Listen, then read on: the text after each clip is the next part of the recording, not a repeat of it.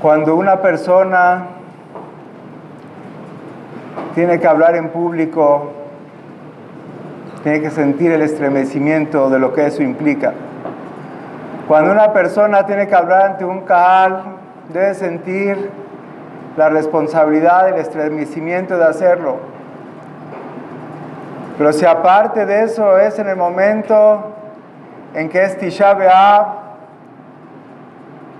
el día más triste, el día más singular de todo el calendario, en particular este día que se requiere tanta reflexión, tanta actitud de sumisión, la actitud de entender que es un día muy especial. Mas, sin embargo, por encima de los dos puntos que acabo de decir, me siento con una actitud emocional, una actitud de sumisión, una actitud de profundo estremecimiento de tener que hablar en este momento. Todos sabemos los 5 sucesos que ocurrieron el 9 de Av. Todos entendemos, y yo voy a ser breve porque eso es lo correcto en este momento. Donde la culminación de todos ellos fue la destrucción del primero y segundo Bet HaMikdash en la misma fecha. Recién acabamos de leer el libro de Ejá, donde dijimos, Ejá Yasheba Badadair, ¿cómo es posible que quedó desolada la ciudad de Jerusalén, que era Rabati Am, que era una ciudad con una población muy numerosa?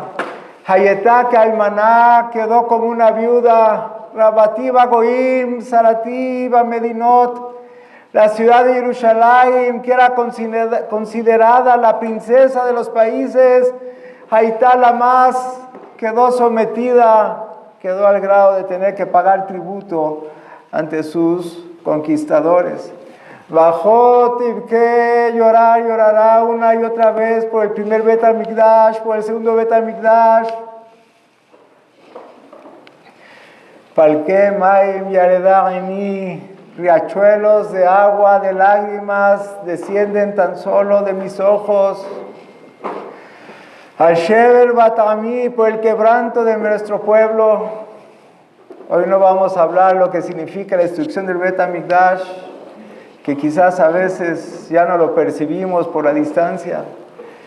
Pero si algo nos fuera fácil entender, es que este exilio tan prolongado, tan diverso, que ha acarreado tantas situaciones tan difíciles a través de la historia, es la consecuencia del exilio, de estar destruido el Bet HaMikdash. Tantos Yudim que hemos sufrido en tantas y tantas diásporas y tantas circunstancias, serían tan solo una muestra de Bajot Tibke, de que tenemos que llorar, al Sheber Bat'ami, por el quebranto de mi pueblo. Dice el Shulchan Aruch, la noche de Tisha B'Av y en el día se sienta uno en el Bet HaKnesset, en el piso, hasta la hora de Tefilat Minjá, hasta mañana después de mediodía.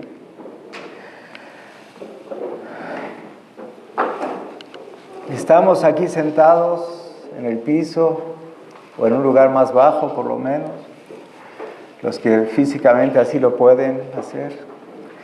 Estamos aquí sentados y están sentados en Jerusalén y están sentados en todas partes del mundo, Am Israel.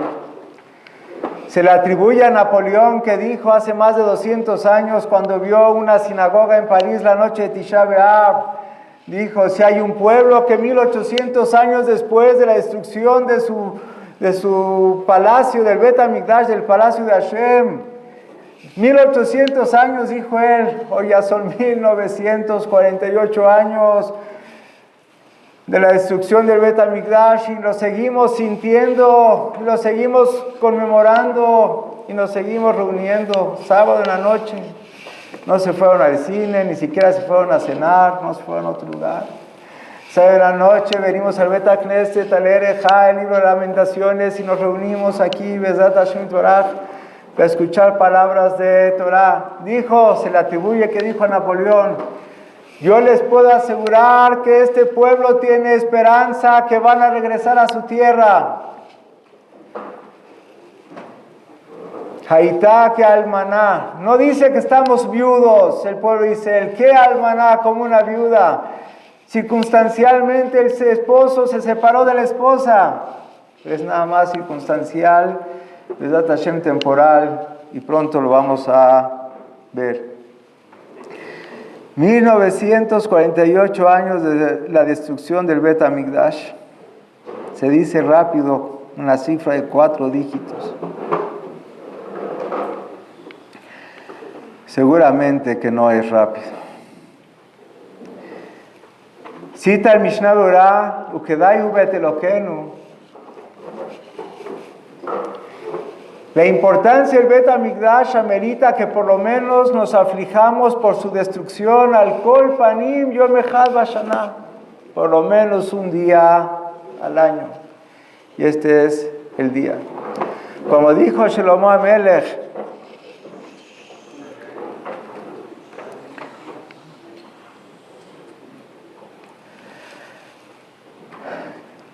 la Kol Zeman Bet Lo Kol Hefetz. Cada cosa tiene su tiempo, hay tiempo propicio para cada cosa. Hay tiempo para nacer y hay tiempo para fallecer. Él enumera una serie de tiempos. Hay tiempo para alegrarnos y hay tiempo para llorar. Como dijo el Rab, no un llanto vano, no un llanto infértil, sino el llanto que genera reflexión. Hay una cita del Shulchan Aruch que no está en las halajot de Tisha B'Av, está al principio del Shulchan Aruch, siempre las referencias en letras azules, Besat Hashem. Dice el Shulchan Aruch: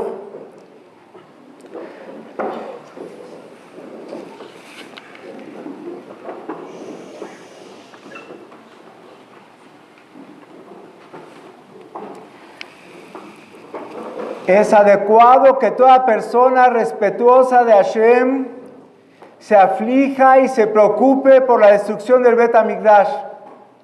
Y esta frase es realmente enigmática.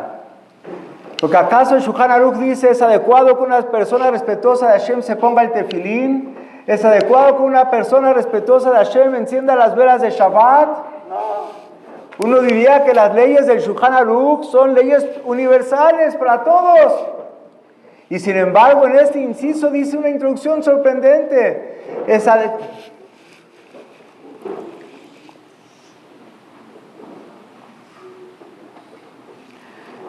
Dice en forma sorprendente el Shulchan Aruch que es adecuado que todo respetuoso de Hashem se aflija por la destrucción del Bet HaMikdash. ¿Qué implica esta frase?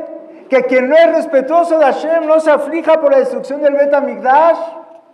Pareciera sorprendente. Oí una vez de uno de mis maestros que dice, es cierto, si uno no es respetuoso de Hashem, que no se aflija por la destrucción del Bet HaMikdash. ¿Por qué? Tiene otra causa por la cual afligirse. Se tiene que afligir, ¿por qué? Por su propia destrucción, entre comillas. Solo cuando uno ya llegó al nivel de Yerei Shamayim, de haber reparado en un nivel, aunque sea básico, nuestra conducta y nuestra actitud ante la vida, solo en ese momento es que podemos voltear a ver a otros. Y en ese contexto es que conectamos con lo que dijo el Rab, Ejá, lamentación, Ayeka, ¿dónde estás? Son las mismas letras, donde Hashem le dijo a Adam Arishon, después de que Adam Arishon pecó, ¿dónde estás? Y en ese momento es lo que nosotros nos debemos preguntar. Nuestra pregunta es Ayeka, ¿dónde estás tú, cada uno de nosotros? ¿Estamos en condición de preocuparnos por la destrucción del Bet HaMikdash? ¿O tenemos otra prioridad más urgente, la de preocuparnos por nuestra propia destrucción? Por supuesto que si nosotros, y la respuesta seguro es afirmativa, nosotros nos hemos preocupado de establecer un nivel básico de conducta, de actitud, de fe, de apego a los principios de la Torah, entonces podemos y debemos preocuparnos de la destrucción del Bet HaMikdash. Y al respecto es que está escrito, decimos en la tefilá de Shalosh Regalim, Umipeneja taenu galinu me'artzenu, por nuestros pecados fuimos exiliados de nuestra tierra, Benitrajachnu benadmatenu, y nos alejamos de nuestra tierra, de la tierra de Israel. Quisiera Israel, estamos conscientes que no es algo fortuito el exilio en el que vivimos, el exilio tan prolongado. A Israel estamos conscientes y asumimos la responsabilidad. Mi peneja taenu, por nuestros errores, generaron que estemos exiliados y todo lo que vino con el exilio. Y entonces, si es así, estamos obligados a reflexionar cuáles son las causas que llevaron, cuáles fueron los errores que llevaron a la destrucción del Bet HaMikdash. Hay una lista extensa en Masejet Shabbat y disperso en la literatura judía, más de 30 causas que fueron cofactores para la destrucción del Bet HaMikdash. Hoy tan solo vamos a analizar Belín Eder 1, que es el que le da la columna vertebral al título que puso el Rab David Saed a esta conferencia. Ayeka, ¿dónde estás? ¿Dónde estás? ¿Estás en condición de afligirte por ti, por el Bet HaMikdash, o tan solo por afligirte por ti mismo? Si es así, si ya dimos por sentado que tenemos superada la etapa inicial de nuestra conducta, está escrito una lista de 30 causas. Vamos a decir una de ellas. Dice Masejet Shabbat: Lo jareba Yerushalayim el abishbishilo hihu ze ze. No se destruyó el Bet HaMikdash. Una de las causas por las cuales se destruyó el Bet HaMikdash es porque los Yehudim no se reprendían los unos a los otros. Que si uno decía, yo estoy bien, si yo estoy bien, cada quien su vida, yo estoy bien, el de al lado, que Hashem lo acompañe. Y esa fue una de las causas explícitas en la Gemara por la cual se destruyó el Bet HaMikdash. Y al respecto podemos agregar que uno podría creer que en la Torah hay cosas obligatorias y cosas opcionales, seguramente que así es, pero cuando uno se sienta a clasificar cuáles de las cosas son obligatorias y cuáles no, a veces erramos. El reprender a nuestros semejantes, para usar la palabra más precisa, leojiach, demostrarles que están en el camino equivocado, es una de las 613 mitzvot. Y en consecuencia, si tú lo corregiste, no vas a cargar por él con la responsabilidad de su error. Es una de las 613 mitzvot de la Torah. De hecho, en el profeta Yehezkel, Hashem le dice al Naví: Tzofen et atija levet Israel. Te he puesto como el vigilante sobre el pueblo de Israel. Y entonces tiene la obligación de izartaotam, de advertirlos a ellos. Y si tú los advertiste y ellos corrigieron, bien para ellos y bien para ti. Y si tú los advertiste y ellos decidieron ignorar tu advertencia, el que ignoró la advertencia va a cargar con la responsabilidad de sus hechos, pero tú por lo menos deslindaste tu responsabilidad.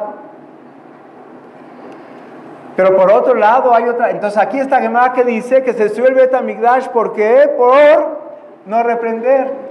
Pero hay otra Gemara, la más famosa, en Yomá, que dice: el primer Bet HaMikdash se destruyó por asesinato, idolatría y delitos de inmoralidad. Dice, pero el segundo Bet HaMikdash, que se ocupaban de Torah y de mitzvot y de hacer favores. ¿Por qué se destruyó el Bet HaMikdash? Dice el segundo Bet HaMikdash porque había odio sin causa. Y la Gemara dice, para enseñarte que el odio sin causa tiene tanta gravedad como los 3 pecados previos que recién dijimos. Pero entonces preguntó mi maestro, el Rabbi Agen, sobre Shihye, viendo el contexto, ¿dónde dijo la Torah que hay la obligación de reprender, que acabamos de ver aquí, ojeach tojiach? ¿Está precedido de qué palabras? No odiarás a tu compañero ni siquiera en tu corazón, y lo reprenderás. Y el siguiente pasú que dice, y lo amarás como a ti mismo. Quiere decir, la mitzvah de leojiach, de reprender, está precedida por la prohibición de odiar y por el mandamiento de amar. Entonces, la aparente doble causa, es una sola causa. Por un lado dijo, por no reprenderse, se destruyó el Bet Hamikdash. Por otro lado, ¿qué dijo? Se destruyó por no amarse los unos a los otros. Y dijo mi maestro, es la misma causa.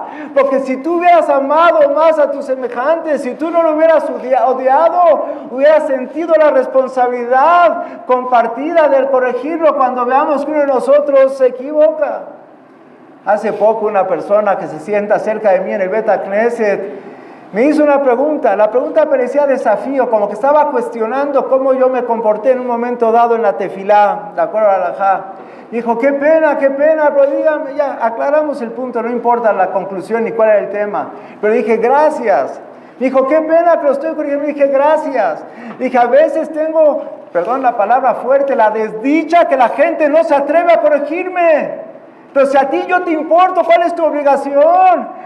Llamarme la atención, decirme que es el asunto mal. Entonces, ¿qué quiere decir? Que la causa que se sucedió en Bet Hamikdash es por no reprenderse, que es la misma causa que es por odio sin causa. El hecho que si sintieras amor, tú tendrías que estarlo reprendiendo. De hecho, este mismo motivo está explicado con mucha amplitud en la Gemara Masejet Shabbat 55a. Ahí viene el maasé tremendo, lo voy a tratar de contar un poco breve, pero vale la pena estudiarlo con detalle. Que cuando se aproximaba ya estaba la sentencia, el veredicto, ya más faltaba la ejecución de la destrucción del primer Bet Hamikdash. Hashem llamó al ángel Gabriel y le dijo, ve y anótale en la frente de los tzadikim una letra Taf con tinta, para que los ángeles destructores no los vayan a atacar. Y a los malvados, escríbeles una taf también en la frente, pero que esa taf esté con letra, no con tinta, con sangre, para distinguir quién sí y quién no.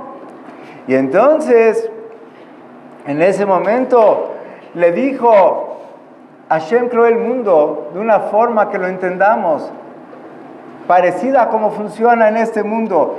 En el mundo hay el juez, hay el abogado defensor y hay el fiscal acusador. Sin entrar en detalles de qué significa eso, cuando Hashem le dijo al ángel Gabriel, ve y pon una tafa escrita en la frente con tinta a los tzadikim para que se salven, llegó el fiscal, le dijo a Hashem, ¿por qué les vas a poner una taf de salvación a los tzadikim?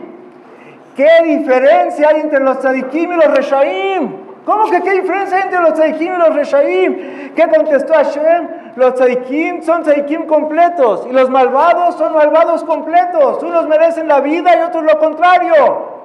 Y llegó el ángel acusador delante de Hashem y le dijo, no son tzadikim completos, Hashem.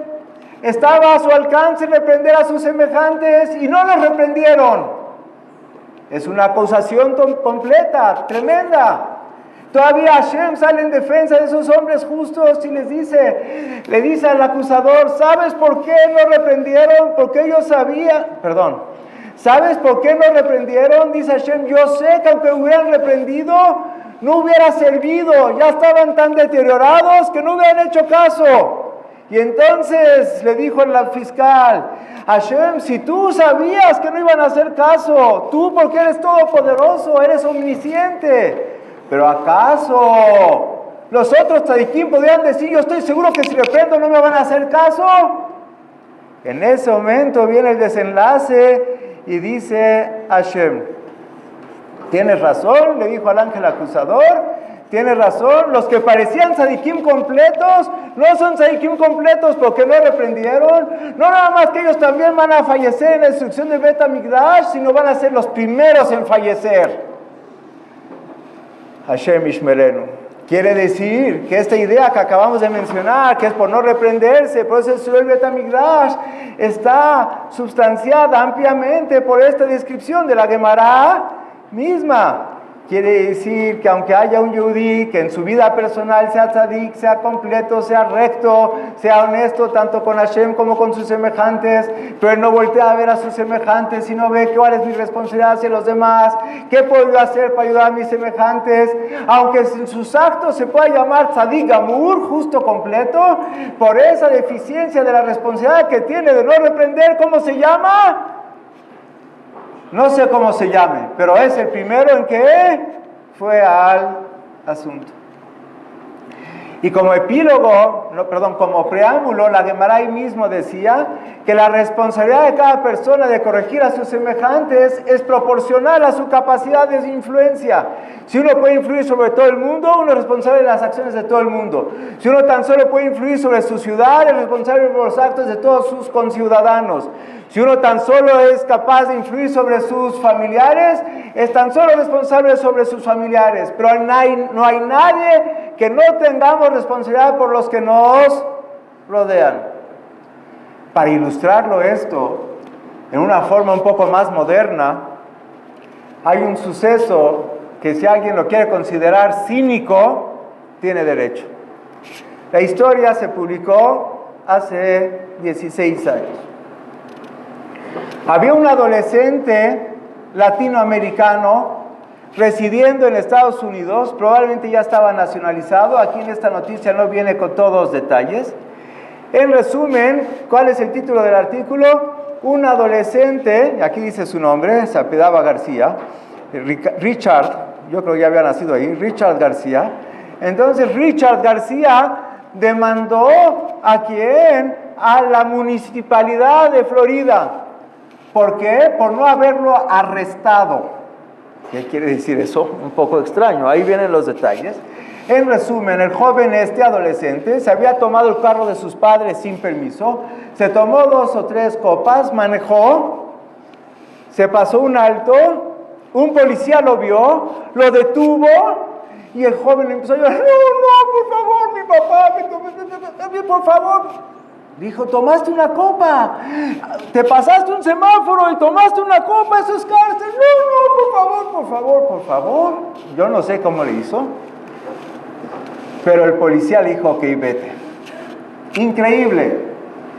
2 calles después, el joven se estrella contra otro carro, tiene un accidente mayor, se le rompe la arteria aorta, tiene que pasar una cirugía de emergencia, estuvo a punto de fallecer. Se salvó, los gastos médicos fueron $100,000. El joven Richard García, cuando se recupera, ¿a quién va y demanda? A la municipalidad. Le dice, si ustedes me hubieran detenido, como era su obligación, yo no me hubiera estrellado en el carro 2 calles después. Cuando yo llegué al hospital, todo muriéndome, ese señor dijo, me hicieron niveles en sangre de alcohol y tenía el doble del alcohol permitido como límite máximo. Por su culpa casi me muero. $100,000 gasté, demandó al gobierno.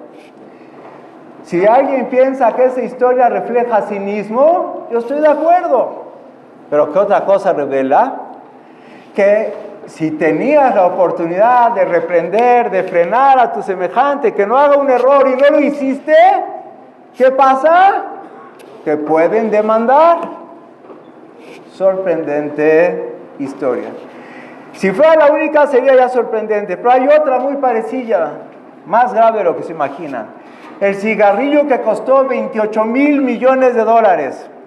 Claro que el título es un poco sensacionalista, no fue un cigarrillo. La historia más real es una señora que se llamaba Betty Bullock, de 64 años, tuvo un cáncer de pulmón por fumar, estaba en etapas avanzadas, premortem, no sé qué tan avanzada, pero ya desahuciada, y se le ocurrió algo a sus asesores.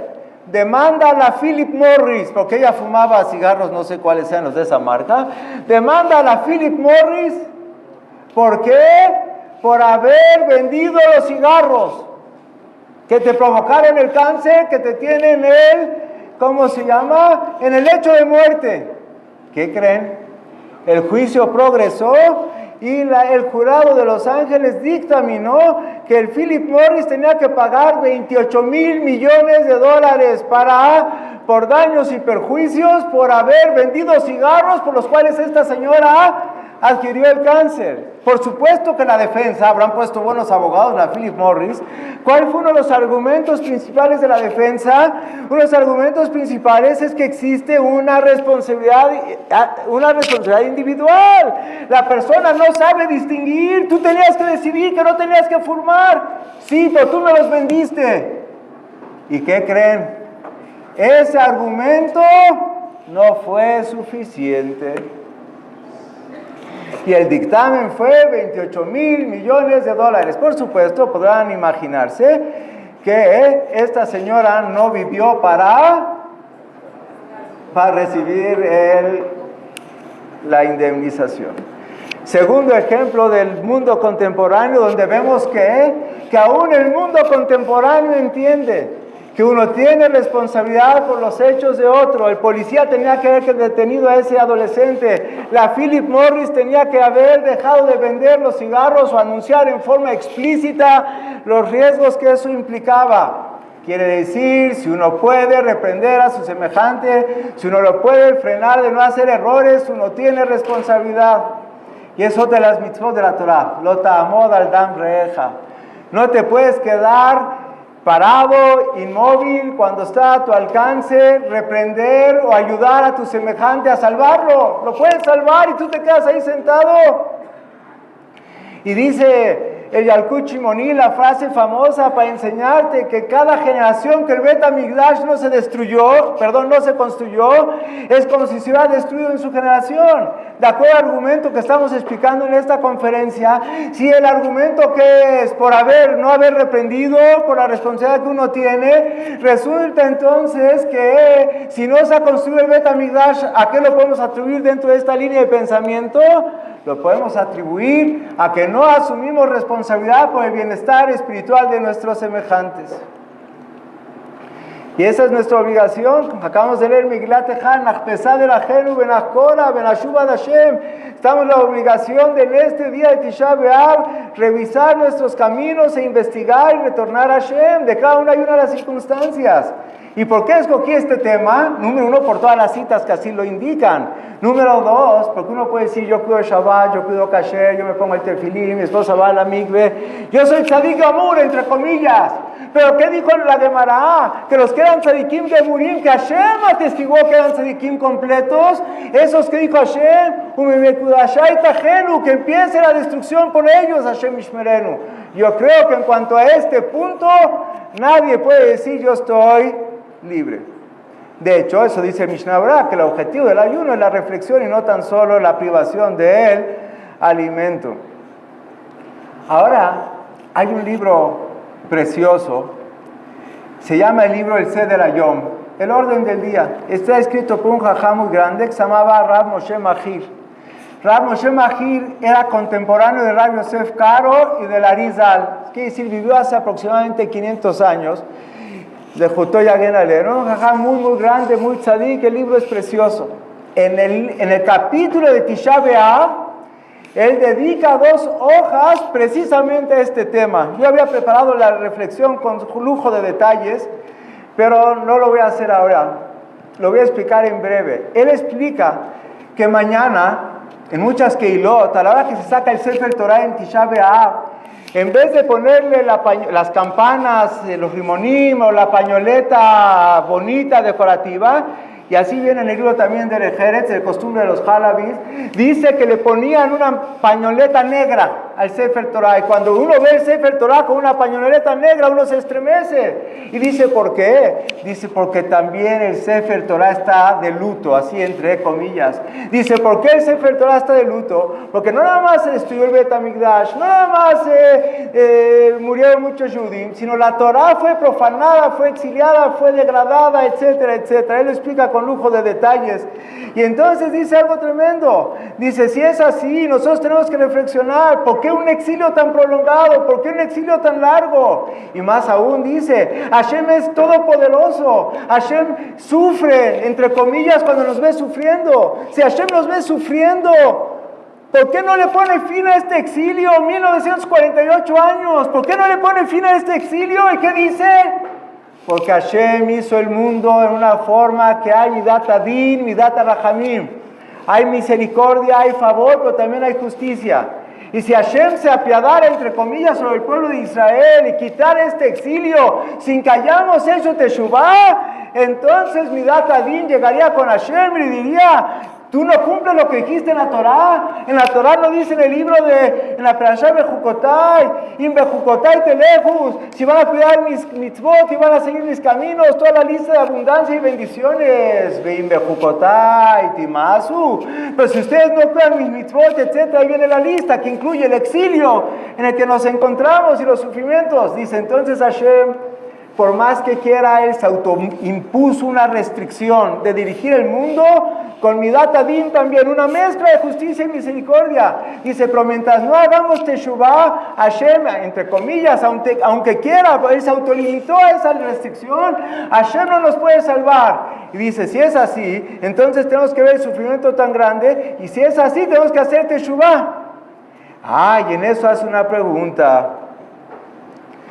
Y se hace una pregunta tremenda. Y dice, pero si hace Teshuvah una sola persona, vean esta, porque si hace Teshuvah una sola persona, o 2, o 5, o 10, ¿en qué le beneficia eso al pueblo de Israel? El pueblo de Israel no somos 1 o 2 Yudim, somos Baruch Hashem, que Irbu. Entonces, qué bueno que un judío haga Teshuvah, qué bueno que 2 Yudim hagan Teshuvah. Pero para transformar la situación de este exilio, ¿qué dice él? Todo esto lo dice en el capítulo de Tisha B'Av. Para transformar la situación de exilio en la que nos encontramos, ¿qué se requiere? Que muchos hagamos Teshuvah. Y entonces dice así enseguida, no basta con que una persona sienta que él está en el camino correcto y diga yo estoy bien, sino tiene él que ver qué puede hacer por los demás que hagan Teshuvah. Y si uno ayuda a otros a hacer Teshuvah, entonces uno se llama las columnas que mantienen el mundo y se llama que su mérito es tan grande como el mérito de Moshe Rabenu. Y entonces esa persona está haciendo lo más precioso, como creando un ser humano de nuevo, y esa persona se vuelve socio de Hashem en la creación y mantener el mundo. Pero que una persona diga, no, yo estoy bien, y te encierres en tu casa a estudiar Torah y en hacer mitzvot, no es el camino que Hashem quiere. Porque Hashem no quiere que uno haga Teshuvah o 2, que bueno, muy bueno, pero quiere que tú también te ocupes, que las masas de Am Yisrael hagamos Teshuvah. Y la responsabilidad, si tú tienes la capacidad de hacerlo, tienes responsabilidad. Y entonces aquí él cuenta el pasú de Yehezkel que ya dijimos, y la Gemara de Masejet Shabbat, donde los Saikim fueron los primeros en decirlo, lo cuenta con detalles. Y luego, ¿qué dice? Que, digan, esta es la principal transparencia. Vezehu inyana de Agaba y Agona Shel Tzarich Adam Ayarel Yodoeg Yom Tisha B'Av.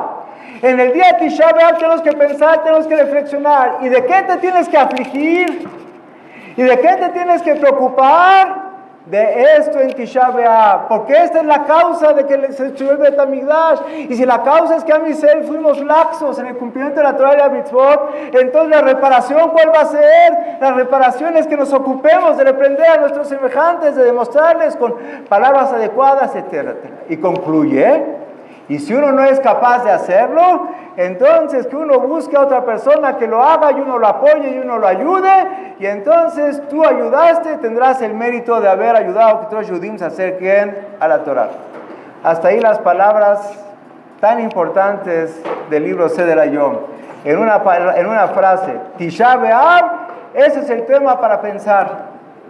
¿Cuál es el tema para pensar? ¿Qué hago para que mis vecinos, mis familiares, mis amigos, otros Yudim, cercanos o lejanos, hagan Teshuvah? Y la recompensa por acercar a nuestros hermanos al judaísmo es una recompensa inmesurable. Y uno lo sabe, y ustedes lo habrán visto, y nosotros lo hemos visto, tenemos el zehut de haberlo visto miles y miles de casos. Llegaba al seminario, este muchacho de verdad, yo me acuerdo de él, no fue en México, puras fotos que no son de México. De verdad que era un muchacho bueno, noble, pero para él, ¿qué era? Andar rapado, andar con un arete, así estaba, pero sonriente y haciendo preguntas. Baruch Hashem, después de un seminario, de un poco de reflexión, cambió un poquito, ¿cómo se ve mejor? No me contesten, es cuestión de gustos. Pero no era más eso, como eso tenemos miles y miles de casos. Era modelo, vean, se le rompió pobre el pantalón, pobrecito, me dio lástima. Y después de hacer Teshuvah, aparte tenía buena voz, entonces aparte cantaba, etc. O por ejemplo, este otro amigo que era uno de los, lo reconocieron, Bill Gates cuando era más joven, él, Sheikhe Elías Obadía, Sheikhe, el que era uno de sus hombres más cercanos, etc. ¿Y qué quiere decir? Él fue a un seminario, el primer día, un día de conferencias, le bastó para tomar decisiones, a Worldwide Software Leader, el salto de Elías, etcétera, etcétera. ¿Qué quiere decir? Uno es capaz de transformarse, de modificar su vida. ¿Y de qué depende? ¿Se imaginan el zehut? Hoy por supuesto es conferencista, etcétera, etcétera. ¿Se imaginan el zehut de quien le dijo ven a esta conferencia? El que lo llevó y lo trajo y le dijo y le abrió los ojos, le tomó menos de 24 horas tomar decisiones. Pues no preparé una foto, el doctor Ari Rubinstein. El doctor Ari Rubinstein, ¿han oído hablar del SIDA? Síndrome de inmunodeficiencia adquirida, el famoso SIDA o AIDS. ¿Saben quién le puso el nombre? ¿Quién es uno de los principales investigadores mundiales? Ari Rubinstein, un doctor israelí que vive en Estados Unidos hace 30, 40 años. Ari Rubinstein, un genio en medicina, habló con mi maestro 2-3 horas, hizo teshuvá, Baruch Hashem. ¿Qué quiere decir? Está a tu alcance cambiar, está a tu alcance gente brillante, gente de todas las áreas del mundo. ¿Sabes por qué se llama que Mishenichnas Av Maatim Besimcha? Desde que empieza el mes de Av se disminuye en alegría, hay muchas explicaciones. Una explicación que podemos decir es algo realmente sorprendente. En los 5 libros de la Torá, habla de muchos tzadikim, habla de muchos personajes, y nos dice que algunos nacieron y otros se murieron. ¿Saben el único nombre de una persona en los 5 libros de la Torá que dice en qué fecha falleció? Aarón Cohen. Es el único sobre el cual dice la Torá que el primero de Av, de 2400, creo que era 87, falleció Aarón Cohen. Sí, porque era Av y ya era al final de año. 2487. Aarón Cohen, el famoso Aarón Cohen, es el único personaje que dice su fecha de fallecimiento. ¿Cuándo es? Primero del mes de Av. Con esto podemos explicar la famosa cita, desde que empieza Av se disminuye en alegría. ¿Cuál es una de las virtudes principales de Aarón Cohen? Como dice en Pirkei Avot, Oel Tabiriot Umekarban la Torah, amaba las Oev Shalom, Rodev Shalom, amaba la paz y perseguía la paz, hacía que la gente se contentara. Pero además, ¿qué dice ahí? Oev Tabiriot Umekarban la Torah, amaba a las criaturas y los acercaba a la Torah. ¿Sabes por qué desde que entra el mes de Av disminuimos en alegría? Falleció Aarón Cohen, que se ocupaba de hacer la paz entre las personas. Falleció Aarón Cohen, que se ocupaba de acercar a los judíos al camino de la Torá. Por eso tenemos que estar tristes. Ya no tenemos el ejemplo de Aarón Cohen. Pero eso no nos exenta a seguir su ejemplo. Si queremos aumentar la alegría, debemos seguir sus pasos, o sea, amar la paz y acercar a la Torá a los seres humanos. Para poder ser conquistada iba a ser incendiada. En ese momento Nebuzardán se enorgulleció. Salió una voz del cielo y le dijo: Nebuzardán, tú te enorgulleces, mataste a un pueblo muerto, quemaste a un templo, un santuario incendiado, moliste harina ya molida. ¿Qué quiere decir? Si Hashem no hubiera decretado que Am Israel merecía las consecuencias, la destrucción del Bet HaMikdash y sus consecuencias, ni Nebuzardán, ni Ahmadinejad, ni Saddam Hussein, Baruch Hashem, les gustan los nombres, estoy diciendo, ni el otro de Libia, ni el otro de aquí, ni de allá, que todos, Baruch Hashem, uno por uno han sido descontados, ni Chávez, ni todos nuestros enemigos. ¿Por qué Hashem nos defiende de ellos? Porque ellos no tienen fuerza para hacernos, porque no somos harina molida, no somos un pueblo muerto. Si Hashem decide que tenemos el zehut de sobrevivir, que nos acechen todos los pueblos, no nos importa lo alenu, seguro que nos preocupa, como leímos hace poquito en la Aijá, hace ratito, si va Hashem le Jacob se viva Sarab, Hashem ordenó que el pueblo Israel siempre esté rodeado de enemigos. Hashem ordenó que el pueblo Israel siempre esté rodeado de enemigos, sí. Porque desgraciadamente a veces si no vemos al enemigo que nos rodea, si no vemos al enemigo que acecha contra nosotros, Ay, shalom alay nafshi, yo estoy bien, no va a pasar nada. A veces necesitamos ver al enemigo cerca, pero no importa que cerca esté. Mientras nosotros nos acerquemos al camino de Hashem, sigamos su camino, asumamos responsabilidad, entonces nadie puede hacer nada contra nosotros. Hashem está con nosotros, nadie puede hacer nada contra nosotros. Dice la Gemara, Gedolat Teshuvah shemekarevet et hageulah. Cuán grande es la Teshuvah, cuán grande es el mérito de retornar al camino de Hashem, que acerca la redención. ¿Y de qué depende? ¿De qué pasuk se aprende? Ubá Etzion Goel, Ushabé Fesha Jacob. ¿Cuándo vendrá el Redentor? ¿Y qué es lo que hoy ansiamos en el día de conmemoramos la destrucción? Queremos conmemorar la destrucción para planear la construcción. ¿Cómo planeamos la construcción? Gedolat Teshuvah. ¿Cuán grande es la Teshuvah? Que acerca la redención. Bezrat Hashem Yitbaraj, que nosotros tengamos el zehut de acercarnos nosotros primero. Acuérdense lo que vimos al principio.